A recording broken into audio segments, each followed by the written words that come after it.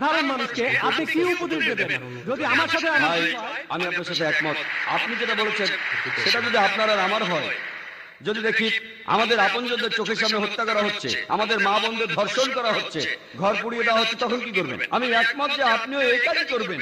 একজন সাধারণ মানুষ এই কাজই করবে, এটাই স্বাভাবিক, যদি না আল্লাহর উপর আপনার বিশ্বাস থাকে। একদম একদম আমি আপনার সাথে একমত।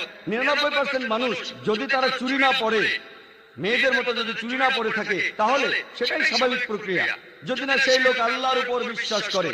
এমনকি আমিও একই কাজ করতাম যদি না আমি কোরআনকে জানতাম, যদি না আমি জানতাম কোরআন এটাকে অন্যায় বলেছে। কারণ যদি আমি নিরীহ মানুষকে হত্যা করি, তাহলে আমিও সেই লোকের মতোই কাজ করতাম যে আমার উপর অন্যায় করেছে। যেহেতু কেউ একজন আমার উপর অন্যায় করেছে, তার অর্থ এই না যে আমি নিরীহ মানুষকে হত্যা করব। রাইট কেউ আমার ঘরে ডাকাতি করলে আমি আরেকজনের ঘরে ডাকাতি করতে পারি না। যদি আমি অপরাধীকে ধরতে পারি আর প্রমাণ করে শাস্তি দিয়ে